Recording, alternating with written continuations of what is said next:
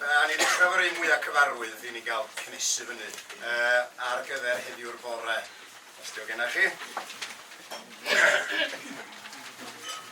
Ia, gathon ni recordio ar ddechrau'r 60au yn Sir Gryfaldwyn, a ni'n siarad efo Roy Saer, y boi oedd gen efo'r gwaith gwych o'r mynd rong Cymru'n recordio y caneuon yma. Nath o yrru ar ddydd Nadolig, nath o yrru o Gaerdydd i dop Sir Gryfaldwyn, a nath o'n pasio ar un car ar y ffordd y diwrnod yna i recordio'r tri brawd yn canu hon, parti Bron Heulog. Ia, ar gyfer heddiw'r bore, dwi'n siŵr bod chi gyd yn abod i, ond os da chi ddim, mi fyddwch chi erbyn yr ail munud.